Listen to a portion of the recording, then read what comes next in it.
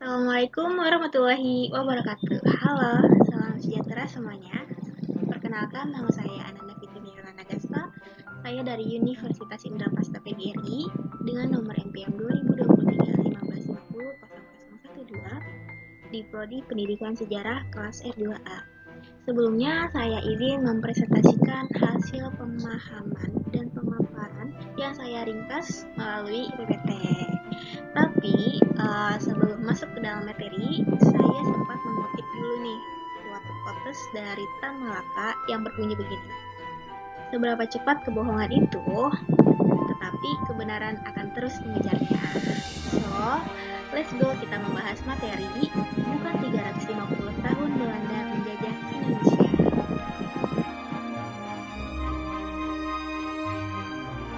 Tapi sebelum membahas materi, kita ngira-ngira dahulu yuk. Apakah benar bahwa Indonesia ini dijajah oleh Belanda selama kurang lebih 350 tahun lamanya? Tapi menurut hitungan rezim, sebenarnya hanya menjajah selama 40 tahun sampai 50 tahun lamanya loh. Lalu bagaimana dengan pemahaman bahwa 350 tahun Indonesia dijajah oleh Belanda?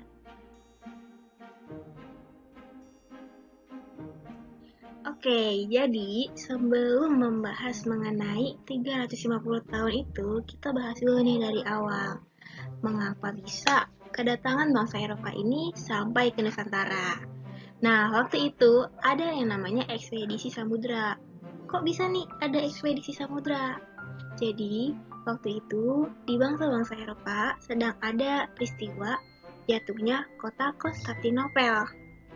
Nah, notabene nih, kota Konstantinopel ini merupakan sebuah benteng terdepan bangsa-bangsa Eropa yang membendung masuknya agama Islam ke bangsa-bangsa Eropa. Nah, setelah itu, akhirnya Eropa gak bisa nih tinggal diam. Jadi, bangsa-bangsa Eropa ini bergerak untuk mencari tempat perdagangan di bagian timur.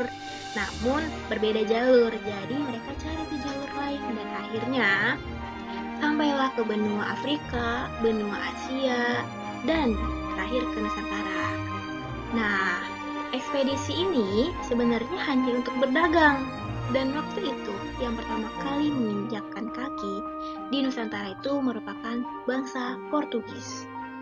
Bangsa Portugis ini dipelopori oleh Francisco Serrao pada tahun 1512 di Ambon. Lalu yang kedua, bangsa Spanyol dipelopori oleh Sebastian del Cano pada tahun 1522 di Maluku, Tidor.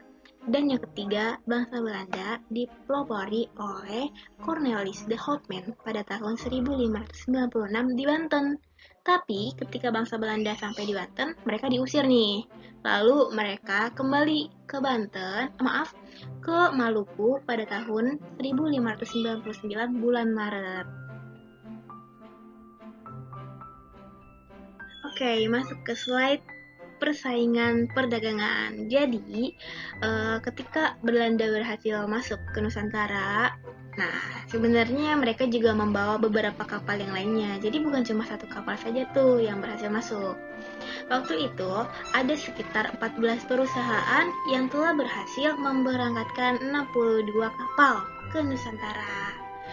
Tapi naasnya nih ya, karena Nusantara kala itu disinggahi bukan hanya dari Belanda saja, otomatis membuat persaingan perdagangan memiliki banyak sekali kompetitor dari negara lainnya, yaitu dari negara Portugis yang sebelumnya memang sudah ada di sana kan, lalu negara Spanyol gitu.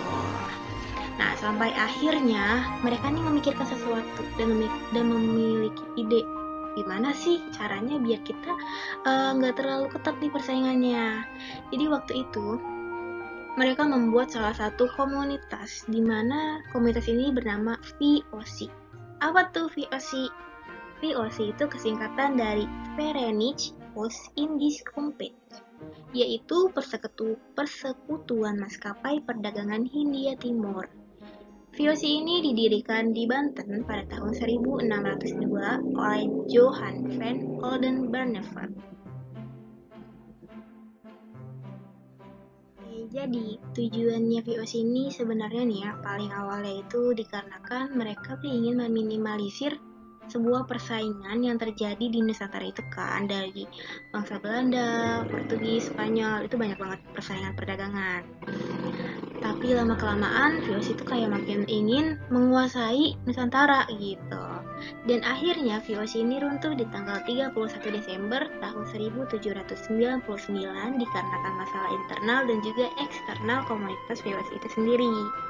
Kemudian, hal itu membuat Nusantara resmi berada di bawah kekuasaan pemerintahan Belanda atau Netherlands Indie. Politik kolonial tersebut berkisar dari tahun 1800 sampai 1870, dipelopori oleh Van den Bosch. Nah, sehabis ada sistem tanah maksa, ada juga nih sistem kolonial liberal, sistem politik etis, dan juga divide et impera.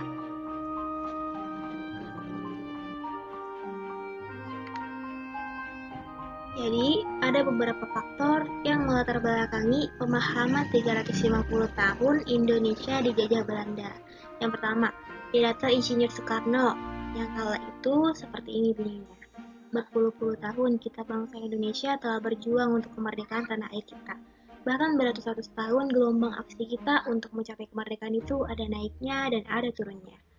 Lalu yang kedua, buku-buku yang ditulis dari pahlawan nasionalisme yang anti dengan kolonialisme dan berjiwa nasionalisme tinggi dengan jiwa yang berpatriot.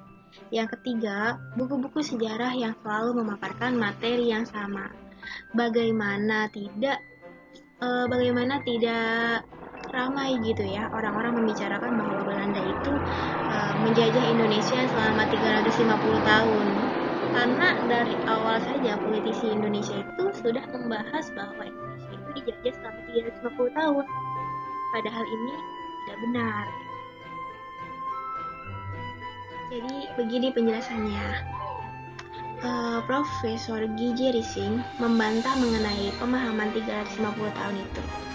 Nah, jika dihitung mundur dari tahun 1945, berarti 350 tahun yang dimaksud itu dari tahun 1595. Sedangkan Cornelis de Houtman ini baru menginjakan kakinya di Banten pada tahun 1596 dengan bermaksud melakukan perdagangan. Nah, G.J. Rising juga mengungkapkan fakta bahwa Belanda tidak menjajah seluruh Nusantara, melainkan beberapa daerah saja, karena Nusantara kala itu masih terpecah belah dan juga masih banyak daerah-daerah yang memiliki kedaulatan sendiri. Jadi, seperti itulah penjelasan mengenai apakah Belanda itu menjajah Indonesia selama 350 tahun atau tidak sih? Gitu. Kesimpulannya, selama ini apa yang kita pahami adalah sebuah mitos belaka karena tidak ada bukti nyata bahwa kita dijajah 350 tahun. Hitungan G.J. Rising, Belanda sebenarnya hanya menjajah seluruh Nusantara selama 40 sampai 50 tahun. Ini pun masih menghitung perbedaan waktu di masing-masing daerah. Wilayah di Jawa itu menjadi wilayah yang paling lama daerah ini dijajah. Dan pemahaman 350 tahun Indonesia dijajah Belanda yang dibuat oleh para politisi Indonesia sebenarnya memiliki nilai-nilai positif yang bertujuan untuk membangkitkan semangat, nasionalisme, dan patriotisme bangsa Indonesia kala itu, yang saat itu masih terpecah belah. Nah, segitu dulu nih pembahasan dari saya, Nanda Fitri Nagasta. Kurang lebihnya mohon maaf apabila ada salah kata dan juga salah dalam pengucapan. See you next time. Wassalamualaikum warahmatullahi wabarakatuh.